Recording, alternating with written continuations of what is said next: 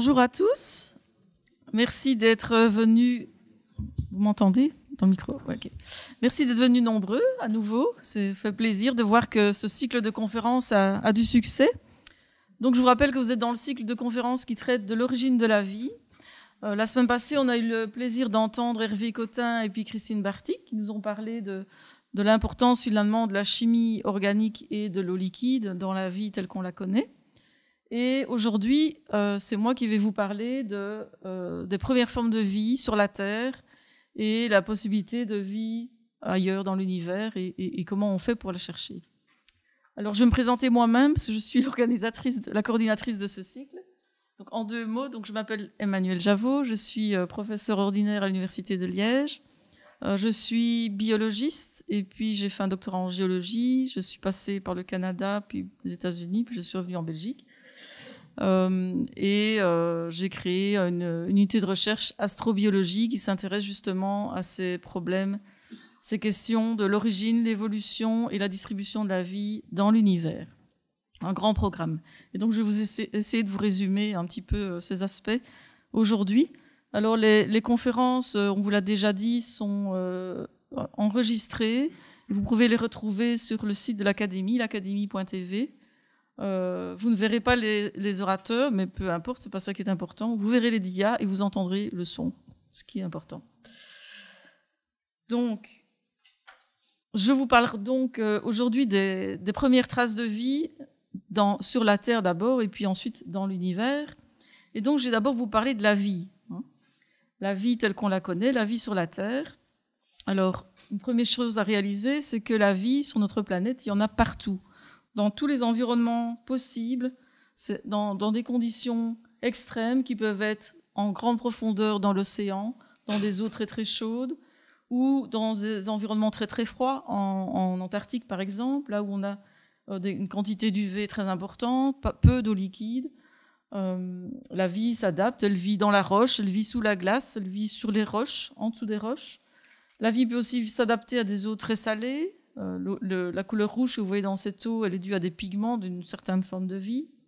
Là, on a une eau très acide, aussi acide que du vinaigre, et pourtant, il y a plein de vie dans cette eau, dans cette rivière d'Espagne qui s'appelle le Rio Tinto, et qui est rouge à cause de tous les oxydes de fer qu'il contient. Ici, on est dans la baie des Requins en Australie, une eau assez salée également, et pourtant, on a ces curieux rochers qui sont en fait construits par des communautés microbiennes, on appelle ça des stromatolites, je vous en reparlerai. Et puis ici, on est en Éthiopie, dans le Dalol, un environnement poly-extrême. Donc on a ces espèces de petites piscines, ces petites mares qui ont des conditions extrêmes de température, d'acidité, de sel, à tel point que c'est peut-être un des seuls endroits dans notre planète où, dans certaines de ces mares, on ne trouve pas de vie.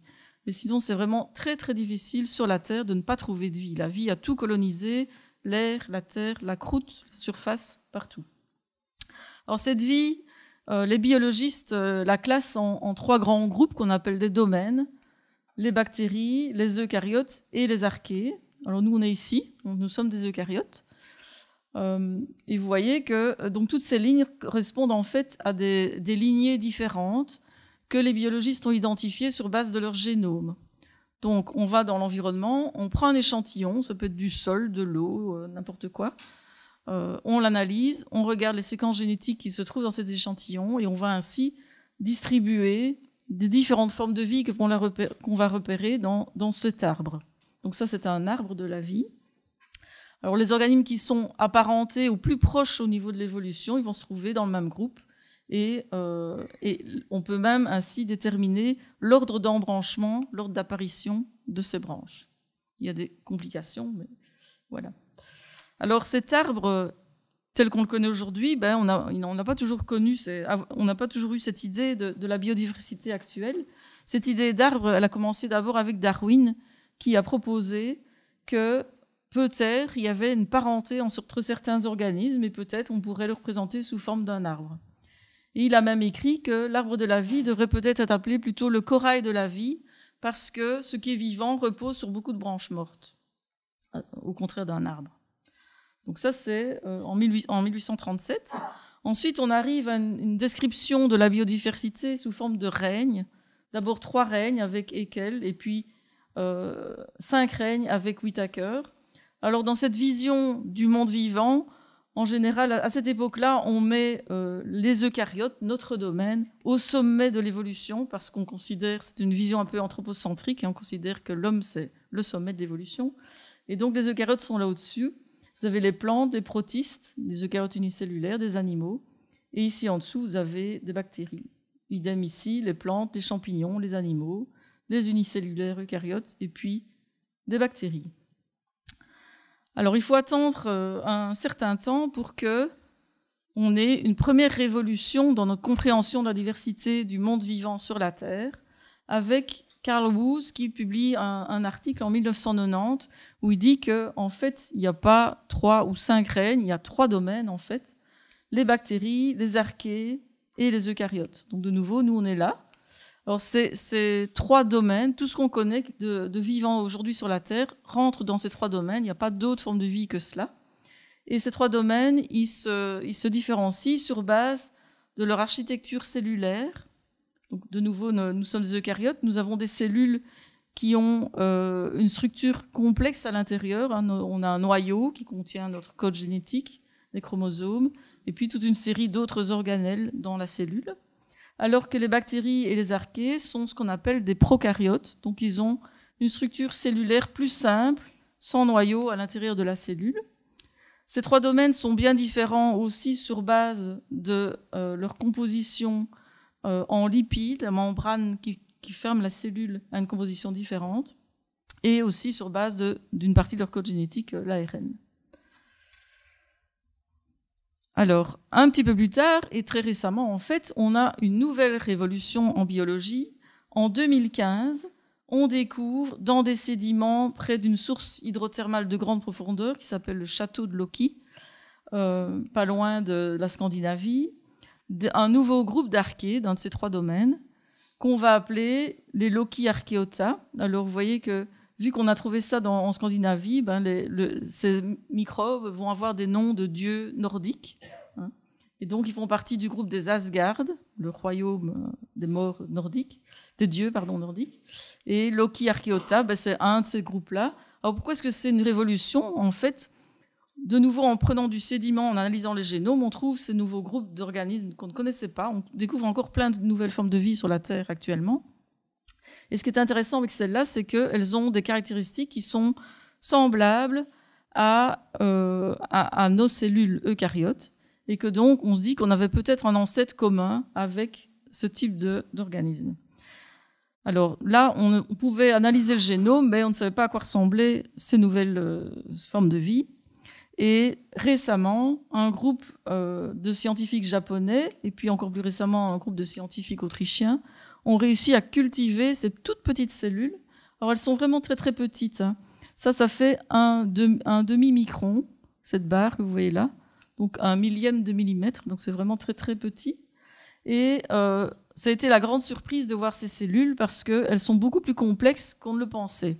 Donc au lieu d'être des simples petites boules ou bâtonnets, on voit qu'elles ont des espèces d'expansion, ce qui suggère qu'elles ont une espèce de squelette cellulaire qu'on pensait unique aux eucaryotes, nos cellules.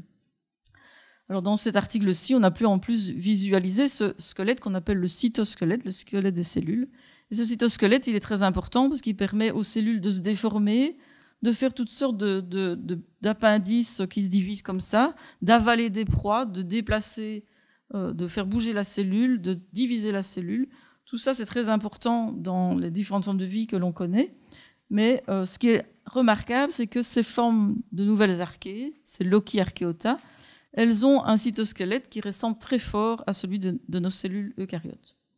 Alors ça a révolutionné un peu les théories sur l'origine de notre domaine eucaryote, ce qui fait que maintenant, on est même à se demander si finalement, est-ce qu'il n'y a pas que 2 domaines de la vie ou 3 domaines pour décrire notre monde vivant. Donc ça, c'est la vision classique avec les bactéries, les eucaryotes et les archées. Et puis maintenant, on découvre que certaines archées sont proches de nous et que donc notre domaine, finalement, peut-être qu'il a émergé au sein d'un autre domaine.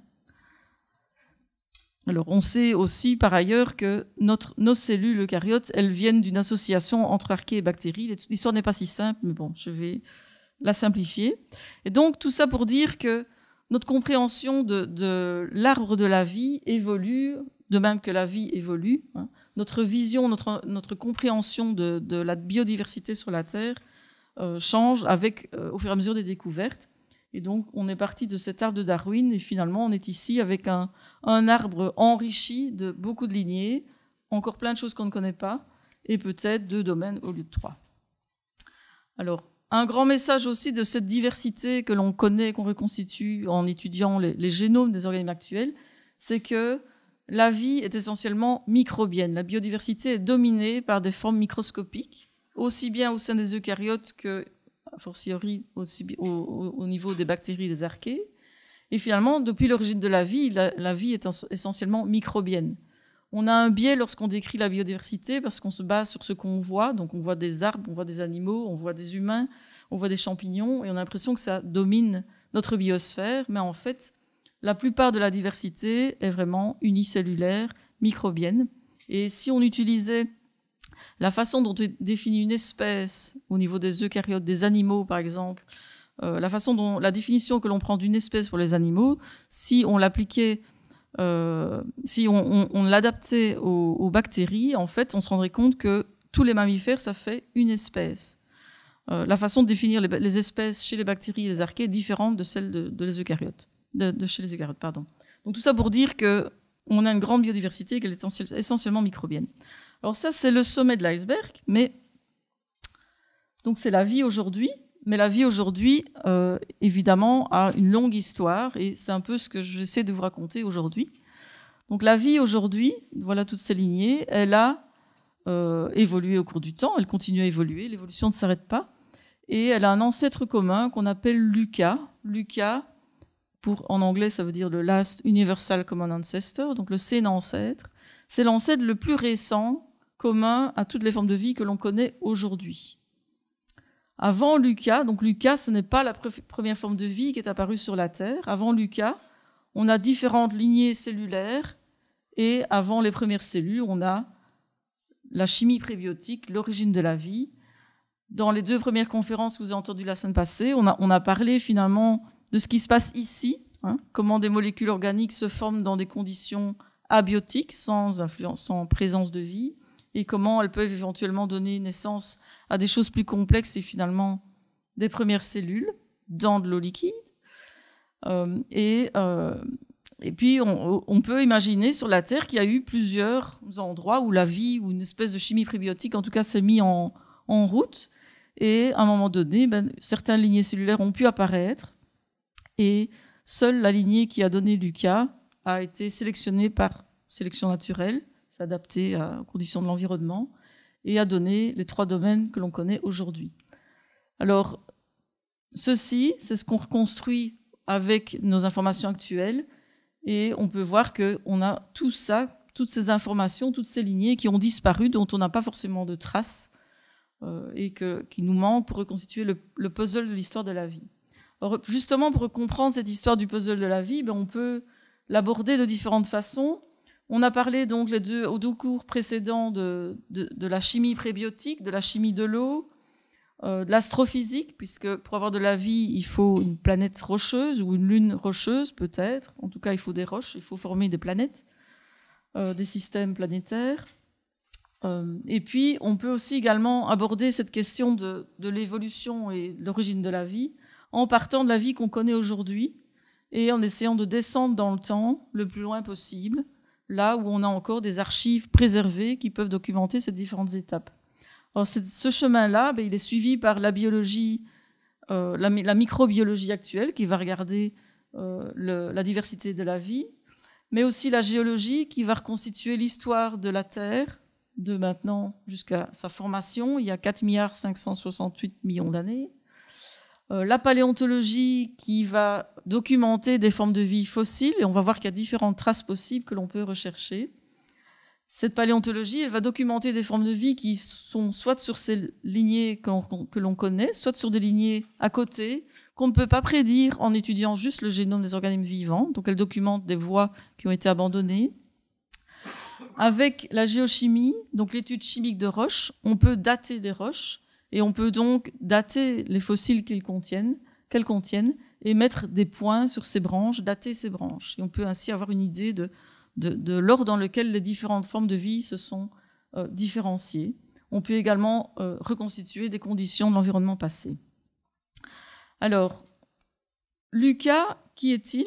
Donc l'EUCA, c'est un concept théorique, ça devait être une population de cellules qui est en fait le plus petit commun dénominateur des formes de vie que l'on connaît actuellement. En fait, chez toutes les formes de vie que l'on connaît, on a des macromolécules basées sur la chimie organique, dont vous avez entendu parler beaucoup la semaine passée. On a un support génétique, qui est l'ADN et l'ARN. On a seulement 20 acides aminés et seulement de forme gauche. On en a parlé avec Hervé la semaine passée. On a une petite molécule qui s'appelle l'ATP, qui est un peu la pile d'énergie des cellules. Et donc, on se dit que l'ancêtre commun des trois domaines devait avoir ces caractéristiques. Et que donc, l'EUCA, c'était déjà une population de cellules complexes et pas la première forme de vie. Mais tout cela indique que les trois domaines de la vie que l'on connaît actuellement ont une origine unique, l'EUCA. Mais l'EUCA, de nouveau, n'est pas la première forme de vie. Il est trop complexe pour ça. Alors, cette origine de la vie, on en a déjà parlé donc beaucoup de nouveau la semaine passée. Donc, je ne vais pas revenir sur toutes les hypothèses. Juste pour résumer, où est-ce que ça a pu se passer et comment ça a pu se passer. Comme Christine l'avait dit à la fin de son exposé, on ne saura jamais ce qui s'est passé vraiment. Ce qu'on peut faire, c'est proposer des scénarios possibles et les tester en laboratoire. Et on avance quand même dans ce domaine, même s'il y a encore beaucoup d'inconnus. Alors, il y a deux grands groupes d'hypothèses, en fait. L'hypothèse d'une origine chaude dans le fond des océans, près de sources d'eau chaude qu'on appelle des fumeurs noirs, très chauds, ou des fumeurs blancs, un peu moins chauds. Ces environnements sont dans le fond de l'océan. Il n'y a pas de lumière. Il y a, à l'époque, au temps de l'origine de la vie, il n'y avait pas d'oxygène. Ils sont protégés des UV du soleil dans l'eau. Et les premières formes de vie auraient pu apparaître dans des petits trous dans les minéraux, des pores minéraux, qui servent de petits compartiments où une chimie prébiotique riche va devenir finalement la vie. Une autre série d'hypothèses envisage plutôt l'origine de la vie à la surface d'îles volcaniques sur la Terre primitive. Alors, à la surface, on a aussi ces sources d'eau chaude, moins chaudes que là dans le fond, dans le fond des océans. Ces petits lacs d'eau tiède de Darwin, finalement. Dans l'atmosphère primitive se passe toute une chimie intéressante aussi pour la chimie prébiotique. De nouveau, on a les radiations du soleil, des UV, on a des gaz dans l'atmosphère qui vont subir ces UV, des éclairs, qui vont réagir ensemble pour former des molécules plus complexes, qui vont tomber dans ces petites soupes, où elles vont pouvoir être concentrées par différents minéraux, comme des argiles, comme proposé par d'autres chercheurs, pour former finalement les premières formes de vie. Alors, un scénario possible, puisqu'on ne sait pas vraiment ce qui s'est passé, en voilà un, proposé par Jack Szostak, qui est un grand chercheur à Harvard. Il a eu un prix Nobel pour ses travaux, notamment sur l'origine de la vie. Donc voilà ce qu'il propose. Donc sur la Terre primitive, la Terre, à ses tout débuts, quand elle a suffisamment refroidi, elle est couverte d'eau avec du volcanisme, de l'hydrothermalisme dans l'eau, donc des sources hydrothermales, beaucoup de chaleur, et des îles volcaniques qui sortent de l'eau. Un peu comme les îles Hawaï, par exemple, ce sont des îles volcaniques qui sortent de l'eau. Et donc on a possiblement donc ces îles volcaniques avec ces petites sources d'eau chaude, un peu comme au Yellowstone, vous avez déjà vu ça, ou en Islande par exemple. Dans l'atmosphère primitive, l'atmosphère est faite d'azote, de CO2 et puis un petit peu d'hydrogène, de méthane et d'eau.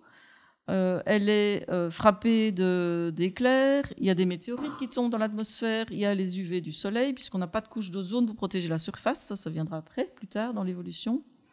Et donc, on a des pluies qui tombent dans ces petites mares avec des petites molécules riches en hydrogène qui vont se coupler à du fer qui se trouve dans ces petites mares. Cette association va former des dérivés de cyanide. De simples sucres peuvent se former par chimie prébiotique. Grâce aux phosphates qui se trouvent dans ces minéraux volcaniques, ces phosphates vont servir de catalyseurs de réaction pour promouvoir certaines réactions chimiques. On a de la chaleur en dessous, vu que c'est une source hydrothermale. On a la lumière des UV. Tout ça va fournir de l'énergie pour former finalement des molécules plus complexes comme des nucléotides, qui sont des morceaux d'ARN et puis d'ADN. Alors ça, il y a certaines étapes qui fonctionnent en laboratoire, donc c'est plausible, entre guillemets. Dans ces petites piscines se forment aussi des lipides. Ça marche aussi en laboratoire. Et certains de ces lipides sont très intéressants, comme Christine nous l'a expliqué. Certaines de ces lipides sont des molécules, rappelez-vous, amphiphiles. Donc elles ont une tête qui aime l'eau, une queue qui n'aime pas l'eau. Et donc spontanément, elles vont s'assembler toutes seules pour former des vésicules à double couche, comme ceci. Et ça ressemble, de loin quand même, mais ça ressemble aux premières membranes protocellulaires, disons. Et donc ça se forme tout seul. Les nucléotides peuvent s'auto-assembler également. Puis il faut que ces nucléotides rentrent dans ces protocellules. Ça marche aussi en laboratoire, c'est ce que Jack Szostak fait. Alors ce qu'il met, lui, dans une de ces vésicules, il met de l'ARN, donc un ARN déplié et un ARN plié. L'ARN plié, il sert de moteur qui va aller chercher des nucléotides, les mettre en face de l'ARN déplié qui sert de modèle, et il va ainsi aider à copier un brin complémentaire et donc répliquer l'ARN. Et donc au cours de l'évolution, il faut que tout ça se mette en place et que la protocellule se divise en même temps que la copie de l'ARN, et puis finalement on donne la vie. Donc c'est un scénario possible, mais ça ne se passe pas encore tout seul dans le labo, on ne comprend pas encore évidemment toutes les étapes et les conditions dans lesquelles ça s'est passé. Alors passons maintenant à une deuxième partie de mon exposé qui concerne vraiment les débuts de la vie sur la Terre. Alors tout d'abord, quand est-ce que la vie a pu apparaître sur notre planète ? Bon, il faut d'abord que la planète se forme. Donc la création de la Terre, elle date de 4 568 millions d'années.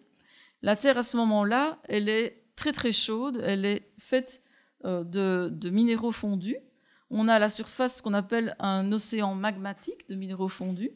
Et donc la Terre, elle n'est pas du tout habitable à ce moment-là, bien sûr. Il faut le temps que la Terre refroidisse et se différencie en différentes couches, un peu comme un oignon. Hein. On a un noyau, un manteau, une croûte.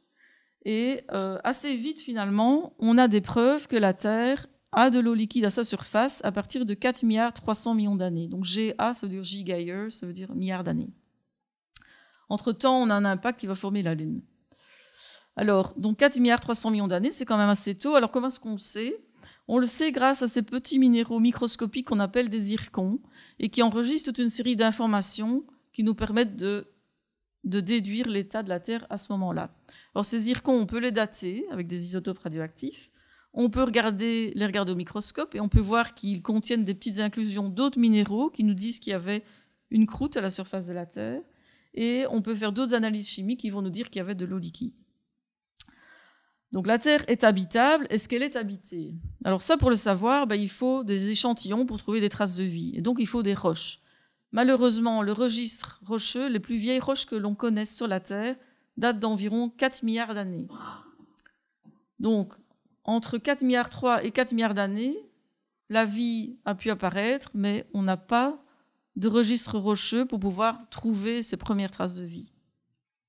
C'est une des raisons pour laquelle on va sur Mars d'ailleurs, je vous en parlais tout à l'heure. Parce que sur Mars, on a les roches de cet âge-là. Ensuite, on avance dans le temps et à 3 400 millions d'années au moins, on a des preuves de vie diversifiée, y compris un des 3 domaines de la vie qu'on connaît actuellement, les bactéries. Ça veut dire que la vie est apparue avant ça. L'Uca est apparu avant ça et l'origine de la vie encore avant. Et donc, ça nous permet de contraindre l'origine de la vie entre 4 milliards 3 et beaucoup avant 3 milliards 4, mais on ne sait pas quand. Donc la vie peut apparaître sur la Terre et on va en chercher des traces pour essayer de reconstituer cette histoire. Et donc on va aller dans des endroits de la Terre qui préservent très bien les très très vieilles roches. Alors il y a plusieurs endroits encore sur la Terre. Il y a l'Australie, l'Afrique du Sud, la Chine, le Groenland, le Canada. Ça dépend un peu de l'âge qu'on veut trouver. On découpe l'histoire géologique de la Terre en différentes grandes tranches de temps. Vous voyez les noms ici. L'Adéen, l'Archéen, le Protérozoïque, le Phanérozoïque. Alors nous, on a l'habitude de parler de fossiles, enfin en général, dinosaures et autres, ça date de cette période-là. Littéralement, ça veut dire la vie qu'on voit.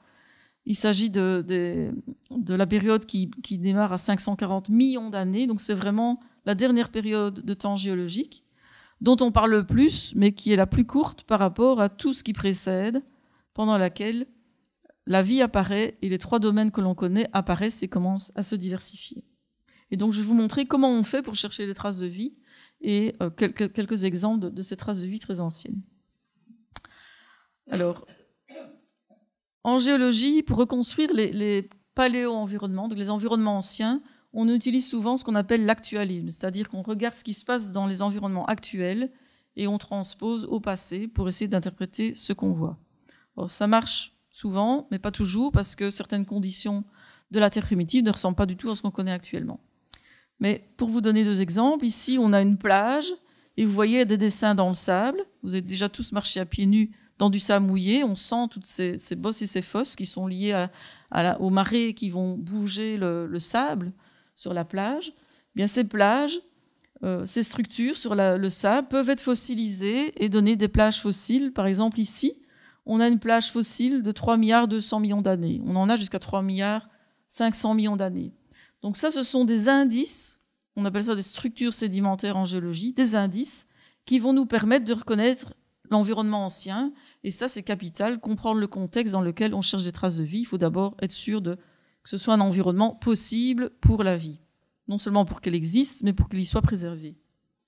Un autre exemple ici, ces boules que vous voyez là, c'est ce qui forme le fond des océans actuels et passés. Donc ce sont des espèces de boules formées par de la lave qui refroidit dans l'eau. Quand la lave refroidit dans l'eau, elle forme ces coussins. On parle de lave en coussin. Et donc ça, c'est intéressant parce que ça veut dire qu'il y a du volcanisme, il y a de l'activité géologique et il y a de l'eau liquide. Et on en trouve dans des roches très très anciennes, ici au Groenland, des roches qui ont 3 887 millions d'années, donc c'est quand même fort vieux. On voit ces laves en coussin avec des textures et des compositions particulières, on est sûr que c'est ça. Et donc de nouveau, ça veut dire qu'on a du volcanisme et qu'on a de l'eau liquide. Et donc on part avec des indices qui nous permettent de focaliser notre recherche de traces de vie potentielles. Alors qu'est-ce qu'on va pouvoir chercher comme indice de vie dans des roches si vieilles? On va évidemment pas chercher des gros dinosaures ou de l'ADN. Gros dinosaures, c'est trop jeune, et de l'ADN, c'est trop fragile, ce ne sera pas préservé dans des roches de plusieurs milliards d'années. Mais on a quand même des outils pour rechercher et reconstituer l'évolution de la vie. On a 4 types d'outils. Donc on a des traces de vie qui sont plutôt morphologiques et des traces de vie qui sont plutôt chimiques. Dans les traces de vie morphologiques, on a ces grosses structures rocheuses qui sont construites par la vie. Vous voyez la colline ici avec des espèces de formes convexes. Ce sont des roches formées par des communautés microbiennes qui vont précipiter des minéraux ou piéger des grains de sédiments et former ces structures qu'on appelle des stromatolites.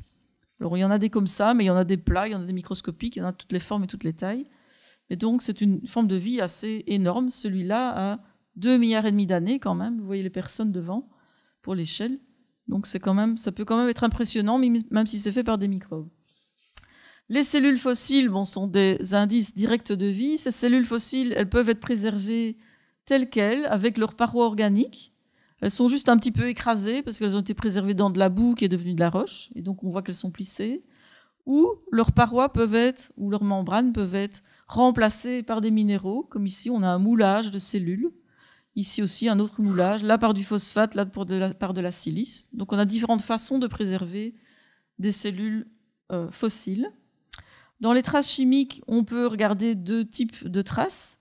On peut regarder le rapport de différents isotopes d'éléments que la vie va utiliser dans son métabolisme. Alors la vie a des métabolismes très très diversifiés, un peu pour exploiter toutes ces niches écologiques de la planète.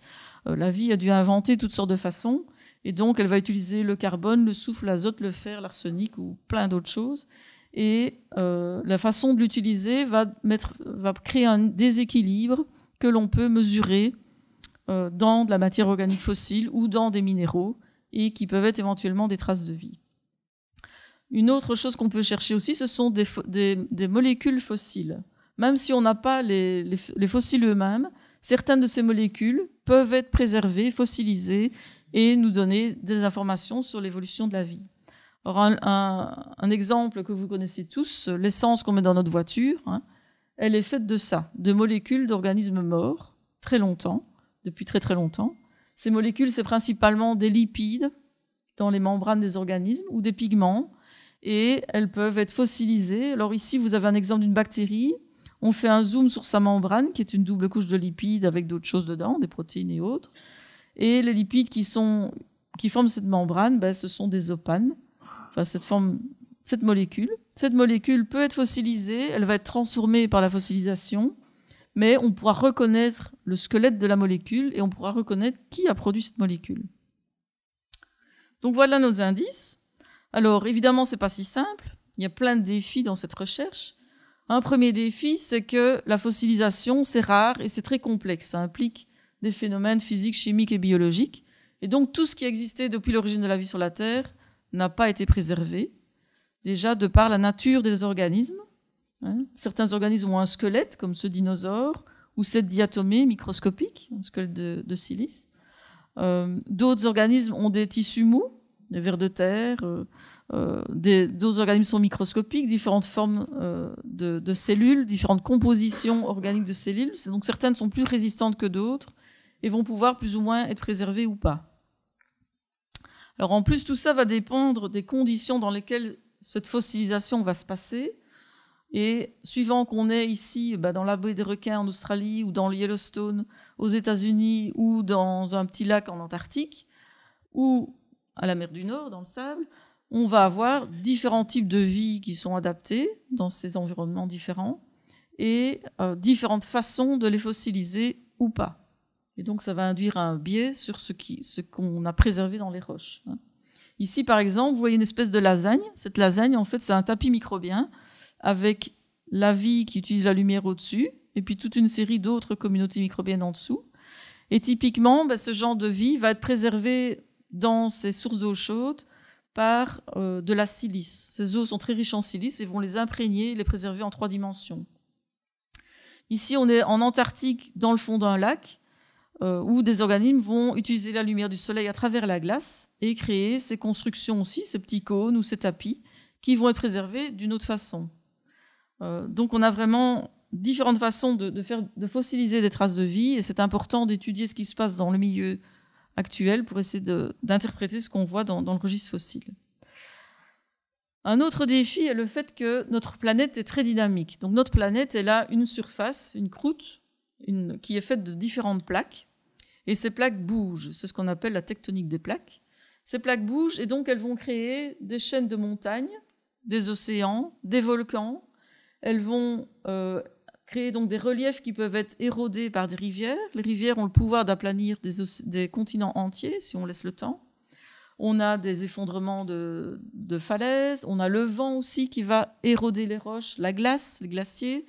Et donc tout ça va enlever une partie du registre rocheux. Donc on va nous manquer de nouveau des éléments du puzzle pour reconstituer l'histoire de la vie.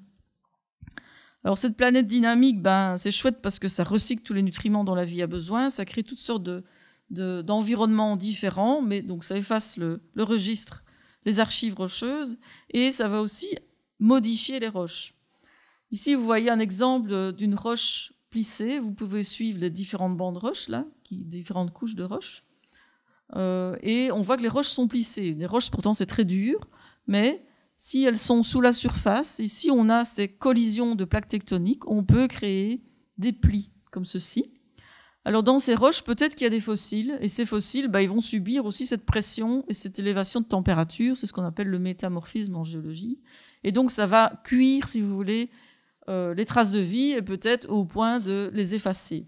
Un peu comme quand vous mettez une pizza dans le four, vous la cuisez, elle commence à devenir un peu brune et puis noire, parce que on perd les volatiles et donc on enrichit relativement en carbone. Et puis si on continue, et si on mettait beaucoup de pression en plus, on pourrait faire du graphite et puis du diamant, mais bon, je vous le conseille pas dans votre cuisine. Enfin, ça sera pas possible, de toute façon.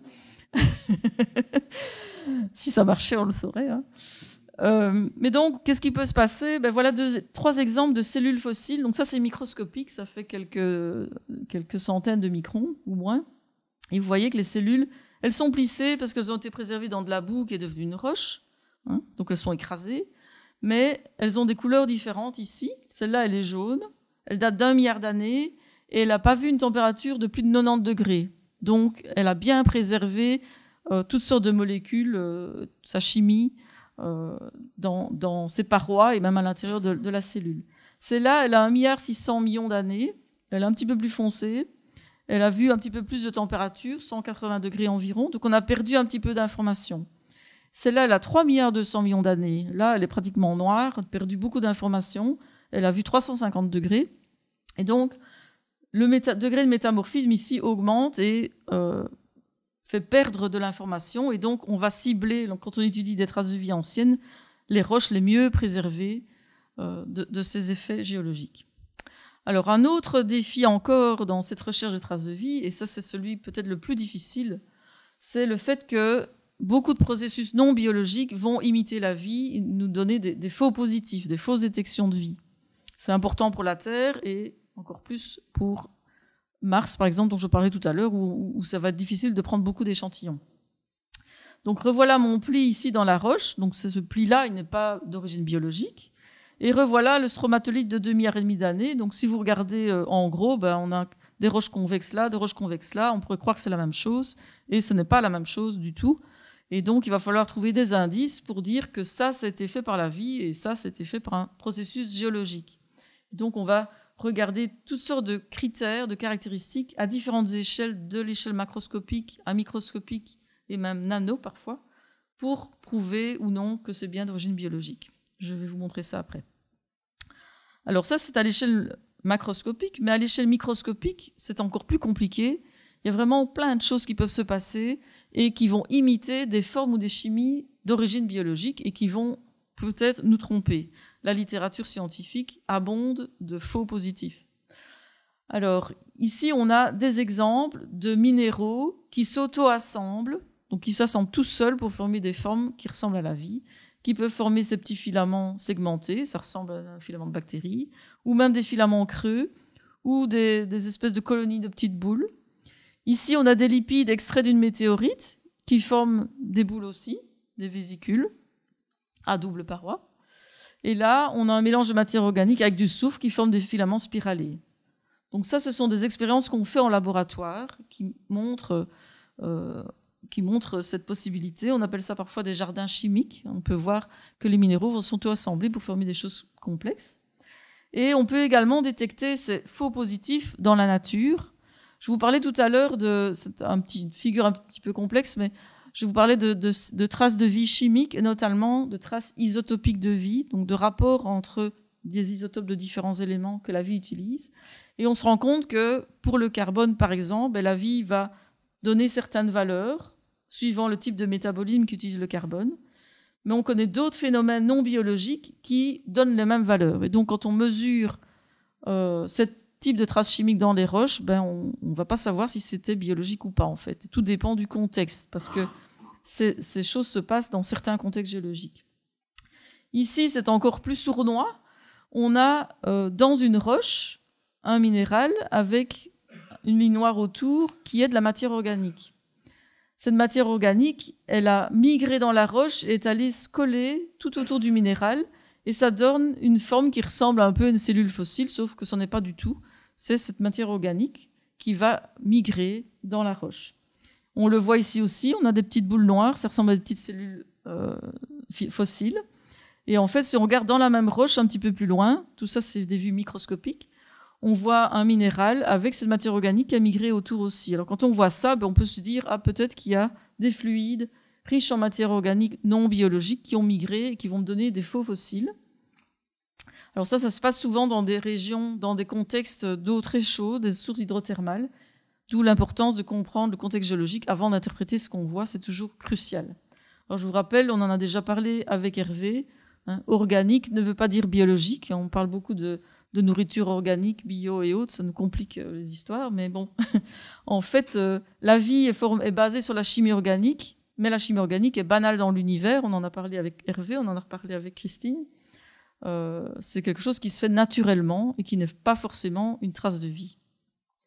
Alors avec tout ça, avec tous ces défis, on va quand même aller chercher des traces de vie parce que c'est quand même passionnant comme recherche, malgré les difficultés. Et donc on va dans des régions assez sympas, comme par exemple ici, en Afrique du Sud, le paysage et la nature c'est magnifique et tout autour de nous, on se tourne et on voit des collines qui ont entre 3,5 milliards et 3,2 milliards d'années, ce qui est quand même fabuleux. Alors parfois c'est un petit peu aventureux, ça dépend un peu où on va. Et qu'est-ce qu'on va faire là? On va chercher ces fameux échantillons puisqu'on cherche des traces de vie dans les roches. Alors les outils qu'on va utiliser, ils sont variés. Ça va du marteau pour prendre un caillou, ou du système de forage en profondeur pour récolter des carottes de forage. Ce que vous voyez là, ce sont des tubes de roche qu'on récolte sous la surface. Des scies où on va couper ces roches pour voir de quoi elles sont faites, essayer d'avoir une idée, voir s'il y a des structures dedans, comme ici par exemple, vous voyez des petites structures qui témoignent d'un courant d'eau. Donc on va essayer de retrouver des indices qui nous permettent de constituer les paléo-environnements. Et on va chercher évidemment des traces de vie dans ces roches en extrayant de la matière organique de ces roches et en essayant de découvrir des fossiles comme ces magnifiques cellules par exemple, et en faisant toutes sortes d'analyses pour savoir s'il s'agit bien de vie et de quel type de vie. Et donc les outils, ils vont aller du microscope classique au microscope électronique, à différents spectromètres et finalement au synchrotron, différents outils qui permettent d'avoir des niveaux d'analyse et des indices à différentes échelles, de l'échelle macro à l'échelle nano. On va aussi s'inspirer de ce que fait la vie actuellement. Donc on va étudier des analogues modernes qui sont jamais parfaits par rapport à la Terre ancienne ou la vie ancienne, mais qui peuvent nous apprendre des choses sur la façon dont les traces de vie peuvent être préservées. Bon, ça, c'est une étude qu'on a faite en Antarctique. Donc vous avez des lacs qui sont parfois non couverts de glace. On a étudié des sondages dans ces lacs. On peut, avec des biologistes, étudier ce qui vit dans les sédiments récents. Donc ça, c'est le fond du lac, le sommet du fond du lac. On peut étudier la diversité actuelle. Et puis, on peut étudier comment ces organismes sont préservés dans ce sondage. Et donc, on échantillonne ceci et on va voir certaines structures qu'on appelle des tapis microbiens, des couches d'organismes et de minéraux. Et on va s'intéresser voir comment ces formes de vie qui vivaient dans ce lac ont été préservées. Alors, si on zoome de nouveau avec différents outils, on peut voir, par exemple, ici une cellule fossile qui est aplatie dans ces sédiments et qui est recouverte d'argile. Donc, les argiles préservent très bien les cellules fossiles, la matière organique, biologique ou non d'ailleurs. Ou dans ce cas-ci, on a des petits minéraux qui vont précipiter autour des cellules et les préserver. Et on peut faire différentes analyses chimiques de tout ça pour voir un peu quelles traces de vie on va préserver. Et puis, cette connaissance, cette compréhension des processus de fossilisation, on peut l'adapter à des traces de vie plus anciennes, comme par exemple ceci qui a 1 milliard d'années ou ceci qui a 3,2 milliards d'années. Alors avec tout ça, qu'est-ce qu'on sait de l'évolution de la vie sur notre Terre? Bon, je vais vous montrer quelques exemples. Les traces de vie les plus anciennes qui ne sont non débattues, parce que comme avec tous les domaines où on parle d'origine et de plus anciens, il y a beaucoup de débats. L'origine de l'homme, l'origine de la vie, etc. Et donc, dans les traces de vie qui sont non débattues, on a des stromatolites dont je vous parlais tout à l'heure, mais au lieu de faire la taille d'une colline, là, ils sont tout petits, ils font une dizaine de centimètres. On a des cellules fossiles, on a des tapis microbiens dans un environnement fluviatile, donc sur le continent. Et donc, on a de la vie qui se diversifie déjà au bord de l'eau, au bord de l'océan, en eau peu profonde, et sur le continent, le long de fleuves. Alors, c'est de la vie microbienne, de deux domaines, des bactéries et des archées. On a une combinaison d'indices qui nous permettent de dire ça, pas un seul indice. Alors, si je fais un saut dans le temps, tout à coup, on se rend compte que la chimie de l'océan et de l'atmosphère de la Terre va changer complètement. L'oxygène moléculaire, O2, va commencer à s'accumuler. Et ça, on peut le détecter de façon planétaire à partir de 2,4 milliards d'années. Alors, ce schéma vous montre la composition de l'atmosphère au cours du temps. On part d'une atmosphère anoxique, donc il n'y a pas d'oxygène moléculaire dans l'atmosphère de la Terre. Et puis on en a un tout petit peu, et puis on fait un grand boom ici, vers 2,4 milliards d'années. Et là, le grand boom, ça veut dire environ 5% de la concentration actuelle. Et puis on passe une longue période de temps où les océans vont être stratifiés avec un petit peu d'eau à la surface et la profondeur de l'eau qui est principalement sans oxygène, pour finalement avoir une nouvelle petite augmentation vers 800 millions d'années. Et puis finalement, on arrive à la composition actuelle. Alors pourquoi c'est important, cet oxygène qui s'accumule? Elle change complètement les niches écologiques de la Terre, la chimie de l'océan et de l'atmosphère. C'est un signe que l'on peut détecter dans l'atmosphère de nos planètes. Ici, c'est l'atmosphère de la Terre. Les pics que vous voyez là, c'est différents gaz. Et dans l'atmosphère de la Terre, on va détecter de l'ozone qui dérive de l'oxygène, de l'eau, du CO2, alors que sur Mars, par exemple, on va voir que le CO2, ou sur Vénus aussi. Alors, qui est responsable de ça? Ce sont les cyanobactéries, un type de bactérie qui a inventé un moyen d'utiliser la lumière du soleil en cassant des molécules d'eau et en rejetant de l'oxygène. Il y a d'autres bactéries qui utilisent la lumière du soleil mais qui ne rejettent pas d'oxygène. Ici, elles en font. Alors, ces cyanobactéries, elles sont assez fabuleuses parce qu'elles non seulement elles bouleversent notre planète et ça va permettre à de la vie plus complexe d'apparaître. Par exemple, ces algues fossiles qui apparaissent et qui sont photosynthétiques grâce aux cyanobactéries. Il faut savoir que ce qui permet aux plantes et aux algues de faire de la photosynthèse, ce sont des cyanobactéries domestiquées qu'on appelle des chloroplastes dans les cellules de certains eucaryotes. Elles ont des pigments uniques que l'on peut étudier qui leur servent d'écran solaire ou qui leur servent à utiliser la lumière du soleil. Et on trouve des fossiles, vous avez quelques exemples ici, depuis 1,9 milliard d'années. Il y a des fossiles avant ça, mais ils ne sont pas suffisamment distincts pour être sûr que ce soit bien des cyanobactéries. Donc, des organismes très très importants, des producteurs primaires très importants dans les écosystèmes modernes également. C'est vraiment un organisme crucial qui a changé l'évolution de la vie sur notre planète. On ne serait pas là si les cyanobactéries n'étaient pas apparues. Enfin, ça vaut que pour la Terre, évidemment. Alors, notre troisième domaine, je vous ai parlé de bactéries, d'archées fossiles. Le troisième domaine, les eucaryotes, celui qui contient des cellules avec un noyau et une architecture complexe. Les plus vieux fossiles que l'on a trouvés jusqu'à présent datent de 1,750 milliard d'années, c'est quand même vieux. Alors, il faut savoir que quand on trouve un fossile, ça nous donne un âge minimum pour l'apparition d'un groupe. Ça veut dire qu'il a sans doute son origine plus vieille que ça. Alors, pourquoi est-ce qu'on dit que ça, finalement, ce sont nos ancêtres fort, fort lointains? On a des cellules microscopiques, mais qui montrent une certaine complexité avec des espèces d'épines. Celui-là, il a une paroi faite de petites plaques qu'on peut étudier avec des microscopes électroniques. Il est aplati de nouveau dans de la boue qui est devenue une roche. Donc, si on fait une tranche dans le fossile, on va voir une espèce de crêpe aplatie. Vous avez le vide intracellulaire au milieu et toutes sortes d'autres structures. Bref, il y a toutes sortes de critères qui nous permettent de dire que ça, ce sont des eucaryotes. Un autre type de traces de vie qu'on peut trouver aussi, ce sont les molécules fossiles dont je vous parlais tout à l'heure. Ces molécules fossiles, on peut les étudier dans des pétroles fossiles ou dans les fossiles eux-mêmes.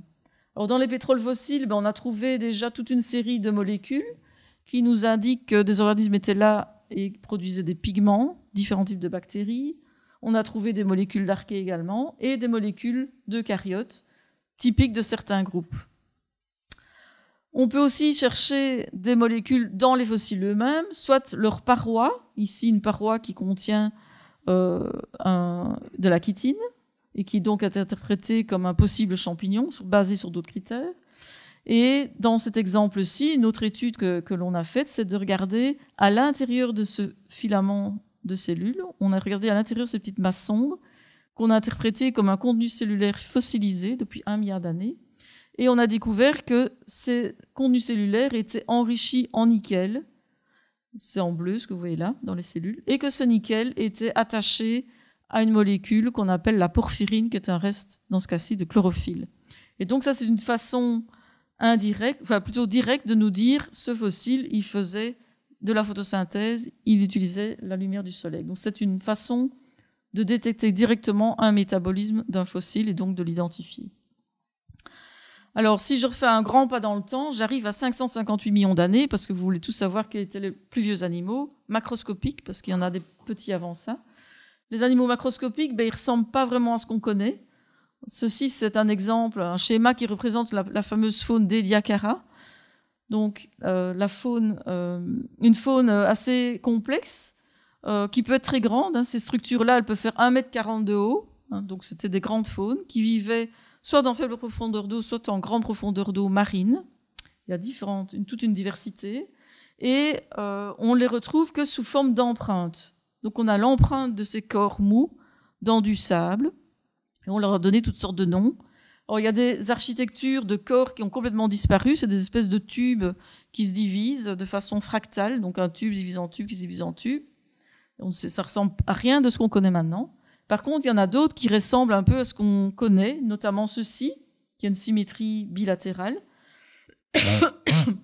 Et très récemment, des chercheurs ont trouvé des molécules fossiles associées exceptionnellement à ces fossiles qui d'habitude ne sont que des empreintes.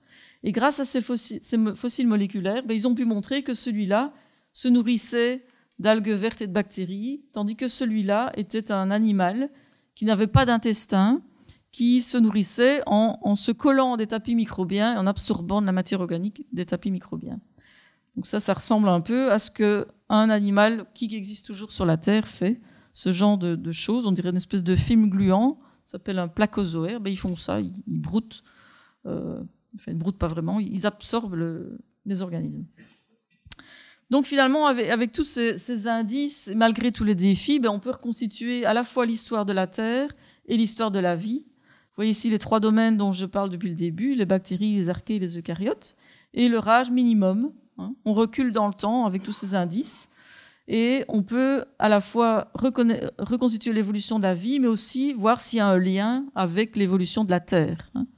On sait que la vie a influencé l'évolution de la Terre, les fameuses cyanobactéries qui ont provoqué cette fameuse oxygénation, mais la Terre également influence beaucoup l'évolution de la vie. Il y a non seulement les changements des conditions d'oxygénation, mais il y a aussi des changements climatiques qui peuvent être intenses. On a connu au cours de l'histoire de la Terre 2 périodes de terre boule de neige, des glaciations presque globales, pas tout à fait globales, mais presque. On connaît évidemment la tectonique des plaques qui va former des continents, des océans, des chaînes de montagnes, des volcans, tout ça bouge. La configuration de la Terre actuelle n'était pas du tout comme ça au début de la Terre, et au cours de l'évolution de la Terre, ça a beaucoup changé. Et on peut d'ailleurs prédire, ça c'est marrant de prédire ce qui va se passer dans le futur, dans 250 millions d'années, on aura de nouveau un supercontinent avec un océan autour. Il y a beaucoup de volcanisme parfois très intense qui peut être la source d'extinction massive. Et tout ça va influencer les quantités de nutriments, d'éléments dont la vie a besoin. Donc c'est vraiment une coévolution de la planète et de la vie.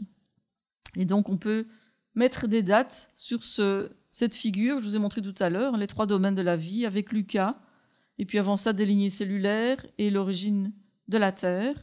Et on a ainsi des âges minimums, des contraintes qu'on essaie de raffiner au fur et à mesure de l'évolution de nos connaissances. Vous voyez que les plantes ont 400 millions d'années, les animaux 600 millions d'années, algues et champignons multicellulaires étaient déjà là avant 1 milliard d'années. Nos 3 domaines sont là.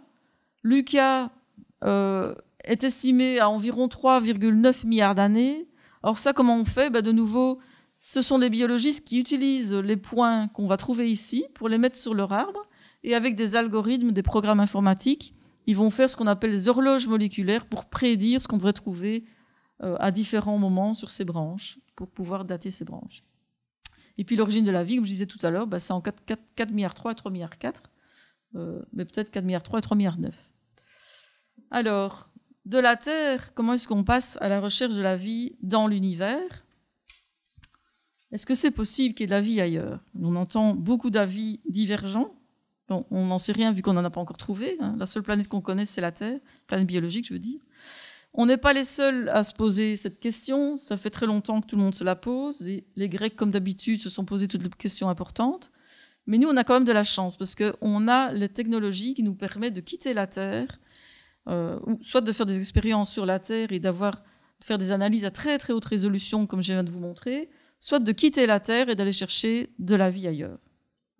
Alors, je suis un extraterrestre et je cherche de la vie ailleurs. Qu'est-ce que je vais...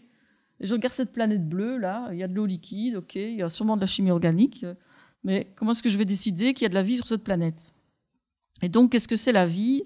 Et comme Hervé l'a dit, on ne va pas la définir ici. Enfin, lui, il a essayé de la définir, mais moi, je ne vais pas le faire parce que, suivant qu'on est physicien, chimiste, biologiste ou philosophe, on a une définition différente. Et pour rechercher la vie, on n'a pas vraiment besoin de définition, mais on a besoin de critères, de caractéristiques. Et c'est un énorme défi, bien sûr. Alors, je suis un extraterrestre qui ne connaît rien à la vie terrestre, et je regarde la Terre, et je vois ça. Et comment est-ce que je veux dire qu'il y en a un qui est vivant et l'autre pas ? Alors, j'ai mis le lapin pour Jacques, parce qu'il aime bien les lapins, mais il n'est pas là. Il le verra plus tard. Donc, pas facile. On peut énumérer des propriétés, mais il y aura à chaque fois des exceptions. Et ça alors ? Est-ce que c'est vivant ou pas ? De nouveau, je suis un extraterrestre. Je vois un virus, je vois des robots, une série, là, si vous vous intéressez à l'éthique et à la robotique, je vous conseille cette série sur Arte, mais c'est une parenthèse. Difficile. Alors, pour faire court, en résumé, la vie telle qu'on la connaît, on l'a vu, on a besoin de chimie organique, on a besoin d'eau liquide, ben, ça ne suffit pas parce qu'on a dans beaucoup d'endroits dans l'univers. Mais par contre, la vie telle qu'on la connaît a quand même des caractéristiques spéciales. La vie est cellulaire, elle a un compartiment, la membrane cellulaire, qui est faite d'une double couche de lipides.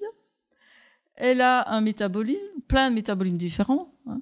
C'est-à-dire qu'elle prend de l'énergie de la matière de l'environnement, elle l'utilise et elle en rejette. Ça lui permet de croître, de se diviser, de se reproduire et de passer son matériel génétique à ses descendants. Ce passage ne se fait pas sans erreur, il y a des petites mutations, d'ailleurs de copies.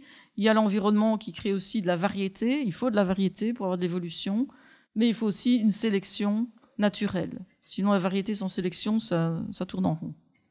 Et donc ça, c'est la vie telle qu'on la connaît. Et du coup, sur cette base-là, on peut essayer d'imaginer quelles sont les caractéristiques minimum pour avoir de la vie minimale, mais donc nécessaire, mais peut-être pas suffisante, comme Christine le rappelait la semaine passée. Ces caractéristiques, c'est la présence de chimie organique, donc la chimie du carbone liée à l'hydrogène, de l'eau liquide, ça implique la présence d'une atmosphère pour avoir de l'eau liquide à la surface, parce qu'il faut assez de pression pour que l'eau reste liquide à la surface, ou une croûte de glace pour que l'eau soit liquide en dessous. Des nutriments qui sont en fait des éléments chimiques que la vie utilise, qui sont concentrés dans des minéraux, qui forment des roches, donc il faut des roches, et une source d'énergie qui est soit l'énergie d'une étoile. Alors, dans le système solaire, c'est le Soleil, mais il y a plein d'autres étoiles qui peuvent être très différentes. De l'énergie chimique, de l'énergie qui vient des éclairs, des UV, d'échanges d'électrons entre minéraux. Enfin, il y a plein de types d'énergie possibles. Donc ça, ce sont les conditions minimales. Et on définit un critère pour avoir des zones, des cibles à chercher dans l'univers en dehors du système solaire. On va définir ce qu'on appelle l'habitabilité, qui est la possibilité pour une planète ou exoplanète ou lune d'abriter la vie sans nécessairement l'abriter. Alors, Christine avait parlé de ça, mais je vais le rappeler ici parce que c'est utile à la suite. Donc les astrophysiciens ont défini ce qu'on appelle la zone habitable dans un système planétaire. Donc vous voyez ici le Soleil avec les planètes du système solaire, et nous, on est juste bien mis dans la zone habitable, c'est-à-dire dans la zone où on peut avoir de l'eau liquide, parce que si on est plus près, il fait trop chaud, l'eau n'est pas liquide, et si on est plus loin, il fait trop froid, l'eau n'est pas liquide en surface. Si je vais vers des étoiles plus petites, on doit être plus proche, la zone habitable est plus proche de l'étoile, et si j'ai des étoiles plus grandes, la zone habitable peut être plus loin. Alors, vous voyez que cette définition de zone habitable, c'est un critère qui permet aux astrophysiciens de chercher des planètes dans des systèmes exoplanétaires qui sont à la bonne distance de leur étoile et qui ont la bonne masse pour être rocheuses, mais il est essentiellement basé sur un critère d'eau, de présence d'eau liquide à la surface. De nouveau, c'est important, et en plus, on peut détecter non seulement des planètes autour de leurs étoiles, mais en plus, on peut bientôt analyser l'atmosphère de ces planètes et regarder si de fait, il y a une atmosphère, et en plus, il y a de l'eau dedans, et peut-être de l'oxygène ou d'autres choses. Alors, évidemment, c'est pas si simple, parce que l'habitabilité, ça va changer dans le temps et dans l'espace. Donc ça, c'est l'habitabilité de la Terre comme elle est actuellement juste bien mise. Mais la Terre, je vous l'ai raconté tout à l'heure, à ses débuts, elle était comme ça. Donc même si elle était dans la zone habitable, elle n'était pas habitable. Hein. Pourtant, elle était rocheuse. Donc elle avait un océan magmatique. Ça, c'est Mars, qui est juste en dehors de la zone habitable, mais qui a été habitable à ses débuts, parce qu'il avait une atmosphère. Et donc, il y avait de l'eau liquide à la surface, il y a des rivières qui coulent et toutes sortes de choses qui le montrent, qu'on peut voir par orbiteur. Et puis ici, on est sur une lune de Jupiter, on en parle beaucoup pour l'instant, Europe, qui n'est pas du tout dans la zone habitable, qui est en dehors de la zone habitable, mais qu'on pense peut-être habitable, et on va aller vérifier ça avec JUICE, la mission JUICE qui est partie récemment, parce que Europe a une croûte de glace et en dessous de l'eau liquide, en contact avec de la roche, donc ça fait déjà quelques cases cochées. Ça ne veut pas dire que c'est habitable ou habité, encore moins, mais bon, on va les voir. Alors ça, c'est le système solaire, mais en dehors du système solaire, il y a d'autres étoiles, et par exemple, le système TRAPPIST, qui a été découvert par Michael Gillon, ses collaborateurs, donc un astrophysicien liégeois, Il est complètement différent que du système solaire. L'étoile TRAPPIST 1 est toute petite et elle a 7 planètes rocheuses qui sont très proches. Vous voyez la distance par rapport au système solaire ici, tout ça, ça rentre dans la zone tout autour du Soleil, si on compare les tailles. Alors, ce qui est spécial en plus ici, c'est qu'elles sont très proches et elles montent toujours la même face vers l'étoile. On dit qu'elles sont bloquées, toujours la même face vers l'étoile. Ça veut dire qu'il y a un côté jour et un côté nuit sur ces planètes. Alors, certaines sont dans la zone habitable, c'est-à-dire la bonne distance de l'étoile pour qu'il y ait de l'eau liquide à la surface, mais on ne sait pas encore s'il y a une atmosphère et s'il y a de l'eau liquide. Donc, vous voyez, cette notion de zone habitable est spéciale. Alors, avec tout ça, vous voyez que c'est compliqué. On peut se dire, mais finalement, est-ce que la Terre est vraiment spéciale et qu'il y a de la vie que sur la Terre? Et certains le pensent. Parce que la Terre, elle est juste bien mise dans le système solaire. Elle a une grosse lune. Elle a la tectonique des plaques qui permet toutes sortes de choses, qui nous fait que notre planète est dynamique et recyclée. L'atmosphère est recyclée, les nutriments sont recyclés, les environnements changent. Et elle a un champ magnétique qui est lié à sa structure interne, et notamment le fait que son noyau est en partie liquide, en partie solide, et qu'elle tourne vite. Alors, est-ce que c'est spécial? Est-ce qu'il faut ça en plus pour être habitable? Peut-être pas. Enfin, en tout cas, lui, il pensait que peut-être pas. Comme il écrit dans son bouquin, si les conditions sont réunies, pourquoi pas la vie ailleurs? Et il y a moyen de le tester. Pourquoi pas la vie ailleurs? Premier test qu'on fait, c'est rechercher de la vie fossile sur Mars. Alors voilà l'échelle de temps géologique de Mars et de la Terre, et on peut comparer les deux. Alors elles ont le même âge, et au départ, elles se ressemblaient beaucoup, Mars et la Terre. Et puis, à un moment donné, elles ont évolué de façon différente. La Terre est devenue et restée habitable, tandis que Mars est devenu inhabitable. Mais au départ, dans une période qu'on appelle le Noachien sur Mars, on a des traces d'eau liquide. On peut voir avec des orbiteurs de magnifiques images qui montrent qu'il y avait des rivières, des deltas, un océan, ou des grands bassins en tout cas. Il y avait de l'eau. Sur la Terre aussi. Sur la Terre, on peut aller directement trouver des preuves. Et donc, pour l'instant, on a une mission de la NASA Perseverance qui a atterri dans le cratère G0, donc c'est un cratère de météorites, où on voit par orbitaire qu'il y a des rivières avec un delta qu'on voit ici, qui jette du sédiment dans ce bassin. C'est un grand lac. Et donc, on a décidé d'aller atterrir là à cause de l'environnement propice, potentiellement habitable et qui pourrait peut-être préserver des traces de vie.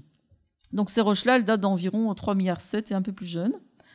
En 2028, ExoMars, une mission de l'ESA, va aller atterrir dans un terrain un petit peu plus vieux, le plus vieux qu'on ait jamais exploré sur le Mars, qui s'appelle Oxyaplanum, et qui va jusqu'à environ un peu plus que 4 milliards d'années. Alors ce terrain est très intéressant parce que non seulement on a de nouveau un grand bassin, plus grand que le lac là, avec des fleuves qui s'y jettent, mais on a aussi beaucoup de roches riches en argile. Je vous ai dit tout à l'heure que les argiles, ça préservait très bien la matière organique, biologique ou non, et les fossiles, les tapis microbiens et autres. Et donc on va aller voir dans cette zone si on peut trouver des traces de vie. Alors ExoMars est équipé en plus d'une foreuse qui va aller prélever des échantillons jusqu'à 2 mètres de profondeur, et puis qui va ramener les échantillons dans un laboratoire qui se trouve à l'intérieur de la rover. Et donc ces échantillons vont être broyés, ils vont passer dans un petit plateau dans le ventre de la rover, et ils vont être analysés avec toutes sortes d'outils, y compris un spectromètre de masse qui va faire cette taille-là, alors que dans les labos ça fait cette taille-là, pour trouver notamment des molécules organiques et peut-être, grand point de relation, des traces de vie fossiles, mais on cherche aussi d'autres choses. Alors, pour comprendre ce qu'on peut trouver là, on fait aussi des expériences en laboratoire et notamment on fait de la fossilisation artificielle de vie qu'on connaît, on est sûr qu'il y a des traces de vie, ou de la matière organique non biologique qu'on va mélanger avec des argiles qui ressemblent à ce qu'il y a sur Mars. On va les chauffer dans un certain temps sous une atmosphère martienne par exemple, et puis on analyse ces échantillons avec les techniques performantes de la Terre, les techniques un peu moins performantes d'ExoMars, et on regarde ce qu'on trouve, on compare, et ainsi on peut déterminer si différents types de traces de vie sont préservés dans ce type de conditions imitant les conditions martiennes, et en plus si ExoMars est capable de les voir, et à quelle résolution, à quelle probabilité. J'ai oublié de dire que ExoMars devait voler l'année passée en septembre, mais malheureusement, à cause de la guerre en Ukraine, la coopération avec Roscosmos, l'agence spatiale russe, s'est arrêtée. Et maintenant, on doit faire tout seul, enfin avec la NASA. Donc, c'est reporté. Une autre mission martienne va consister à ramener des échantillons de Mars sur la Terre. Ça, c'est vraiment une mission très ambitieuse. Ça s'appelle Mars Sample Return. Et c'est très compliqué aussi. C'est une collaboration de la NASA et de l'ESA. Alors, on a la rover Perseverance qui se balade sur Mars avec un petit hélicoptère Ingenuity qui peut aller se balader, voir le paysage, qui peut aussi prendre des échantillons, enfin ramener des échantillons. La rover elle-même va ramener des petits tubes vers cette petite station de laquelle va partir une espèce de roquette avec des échantillons vers un orbiteur duquel va partir un autre véhicule pour atterrir sur la Terre. Donc ça a l'air fou, mais c'est en train d'être étudié très sérieusement. Moi, je fais partie d'un groupe de travail qui étudie comment on va ouvrir ces tubes sans contaminer, sans abîmer, et puis qu'est-ce qu'on va faire, qu'est-ce qu'on va analyser. Et donc, Persévérance, pour l'instant, est en train de collectionner toute une collection de petits tubes. Elle les dépose comme ça à la surface. Alors, il y a plein d'informations déjà avec les outils de Persévérance. Et donc, ils vont collectionner 43 tubes de roche, de sol, d'air, de vide, parce qu'il faut des blancs. Et puis, on les ramènera sur la Terre. Et ça, c'est toute une aventure, parce que pour la première fois, on va ramener... Enfin, on a déjà eu des météorites, donc on a déjà du matériel extraterrestre sur la Terre. Mais là, on l'a foré pas très profondément, environ 10 cm de profondeur, et on le ramène sur la Terre pour l'étudier. Et on doit concevoir des nouvelles installations où on protège les échantillons d'une contamination terrestre, parce qu'on ne veut pas contaminer les échantillons, mais on protège aussi la Terre de ce qu'on ramène éventuellement de Mars. Donc c'est compliqué. Un autre endroit où on peut aller dans le système solaire, c'est les Jupiter et ses lunes. Et donc c'est ce qu'on commence à faire. La mission JUICE est partie donc récemment, ce mois-ci. Et elle va voyager très très longtemps. Elle va prendre 8 ans pour arriver près de Jupiter. Puis pendant 3 ans, elle va tourner autour de Jupiter et de Ganymède, Callisto et Europe. Et son but, c'est d'essayer de comprendre tout ce système qui est un mini-système planétaire en soi, finalement, une grosse planète avec plein de lunes, plus de 80 lunes. Et parmi ces lunes, ces 3-là sont intéressantes parce que ce sont des lunes glacées. On voit la structure ici, avec de l'eau liquide en dessous. Alors la grosse question, c'est est-ce que cette eau liquide est en contact avec de la roche en dessous ou avec de la glace? Alors on pense que Europe, oui, mais par contre Ganymède et Callisto, non. C'est une question de pression et il faut aller revoir le diagramme de phase de l'eau que Christine nous a montré. Et donc c'est intéressant de toute façon d'aller un peu voir ce qui se passe au niveau chimie organique non biologique et peut-être pour Europe des possibilités de quelque chose de plus complexe. Alors quittons le système solaire et allons voir s'il y a des environnements habitables et habités en dehors du système solaire dans les systèmes exoplanétaires. Alors des exoplanètes, on en détecte plein, de plus en plus, autour de toutes sortes d'étoiles, certaines autour de 2 étoiles. Il y a des planètes qui tournent autour de 2 étoiles, comme dans les films de science-fiction. Le système TRAPPIST-1, je vous en ai déjà parlé. On a lancé en décembre dernier James Webb, qui est un télescope prodigieux qui va non seulement une prouesse technique, mais en plus qui nous donne des images magnifiques déjà de toutes sortes de choses, pas seulement d'exoplanètes, et qui va permettre d'analyser, de détecter si ces exoplanètes ont une atmosphère. Alors, ce qui est intéressant avec le système TRAPPIST-1, donc c'est un système très exotique par rapport à ce qu'on connaît, et en plus, la lumière que cette étoile envoie est très différente. Ici, vous avez du Soleil, je veux dire. Ici, vous avez le spectre de lumière du Soleil, donc surtout dans le visible et un peu dans l'infrarouge. Et TRAPPIST, c'est surtout dans l'infrarouge. Et donc, nous, on est en train de faire un projet un peu fou pour voir si la vie pourrait, si ces planètes sont habitables, si elles ont une atmosphère, si elles ont du liquide, grand si, si la vie pourrait être apparue sur ce genre de planète et utiliser la lumière de son étoile comme source d'énergie. On se dit que la lumière d'une étoile, c'est une source d'énergie illimitée et abondante, et que donc peut-être s'il y a de la vie ailleurs, elle va aussi développer une façon d'utiliser cette énergie-là. Alors ce qu'on fait en labo pour l'instant, c'est de faire pousser de la vie terrestre, parce qu'il n'a pas le choix, évidemment. Alors ce qui est chouette, c'est qu'il y a déjà de la vie terrestre qui a cette stratégie d'utiliser l'infrarouge pour faire de la photosynthèse sur la Terre, et donc on les acclimate en fait à des conditions de type TRAPPIST, et puis on va voir si on a des signatures intéressantes qu'on pourra détecter.